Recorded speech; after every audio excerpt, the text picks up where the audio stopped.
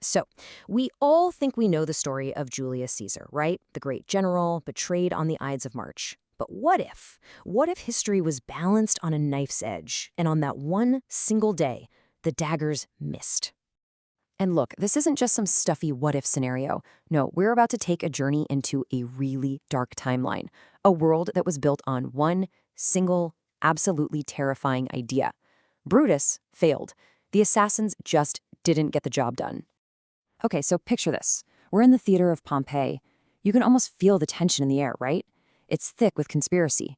These senators, guys Caesar called his friends, they're reaching for their hidden daggers. Now, in our history, we know what happens. 23 stab wounds. Caesar's dead, Rome is thrown into chaos, another civil war. But that's not the path we're on today, not even close. In this world, Caesar stumbles. Yeah, he bleeds, but he does not fall. He actually pushes himself back up, his toga just stained crimson red. And the first person he locks eyes with? His friend, Marcus Brutus. And that look, man, it's not shock. It's not even betrayal. It's just this cold, hard promise of all the executions that are about to happen. So to really get what happens next, to understand the kind of empire that rises from this moment, you can't just look at what this version of Caesar did. No, you have to understand what he became. Because let's be real, the man who walked into the Senate that day, he died on that floor, even if his body got back up. This right here, this is the heart of it all. The knives, they didn't just cut his body. They got into his mind. Sure, the physical wounds healed over, but the mental ones, they just festered. He wasn't saved. He was twisted, remade into something broken, and honestly, something terrifying. So the Caesar that gets up off that floor, he's not a statesman anymore. He's a wounded animal backed into a corner. He trusts no one. He sees enemies in every shadow. And his only driving force, his only logic, is cold, absolute control. The whole idea of mercy, of forgiveness, gone, wiped from the slate. And this new Caesar, he doesn't just punish people, he makes an example of them. He makes sure no one ever again even thinks about challenging him. And what happens? Rome itself gets completely remade, but it's remade in the image of his own paranoia and fear. The purge begins, but not with a bang, not with chaos. It starts with this terrifying, calculated silence. There are no big speeches, no announcements.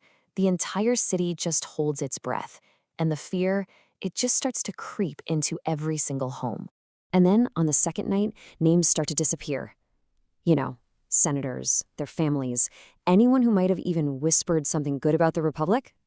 Poof, they're just gone. Taken from their homes in the middle of the night, never seen again. And all those whispers you heard on the street? They stop. By night 3, the message couldn't be clearer. Because there, in the middle of the forum, are the heads of Brutus and Cassius, stuck on pikes for everyone to see. Democracy isn't just dead, it's been butchered and put on display as a warning. From that moment on, fear is the only language spoken in Rome. This is what's called the Reign of Silence.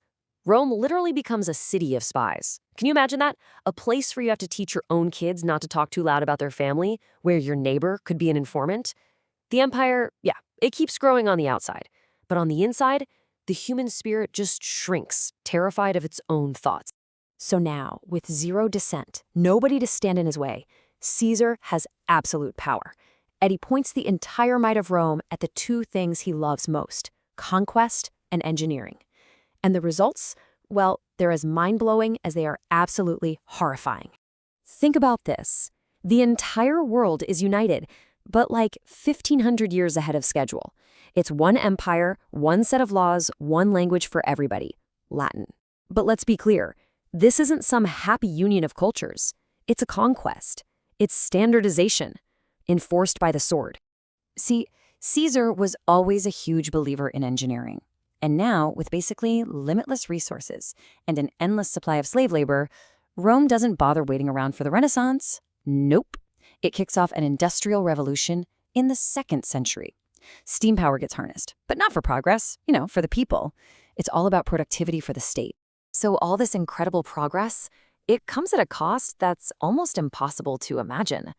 Roman steamships are crossing the Atlantic in the 200s AD, but when they find the Maya and Aztec civilizations, they don't trade with them. They enslave them. So yeah, humanity reaches for the stars 1,000 years early, but the very idea of freedom is a forgotten relic. Technology here isn't about liberation. It's the ultimate tool of control. And all of this, it brings us to the final, really chilling truth of Caesar's survival. We've seen what was gained, right? A unified planet, unbelievable technology. But we've also seen what was lost. So what's the final verdict here? What do we make of this dark timeline? No, really, think about this for a second. If Caesar had lived, would we even have a word for freedom? In a world where speaking out is just a weird footnote in a history book written by one guy, the whole concept of liberty, of choosing your own path, it might have been just erased, wiped from our language. I mean, how can you miss something you never even knew existed? And that's the final insane paradox, isn't it?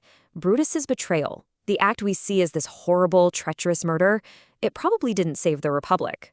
Let's be honest, the Republic was already on its last legs. But by killing the man, Brutus might have stopped the birth of a monster. He might have saved that tiny flicker of the human spirit, the very thing that allows us, right here, right now, to even ask a question like, what does it mean to be free?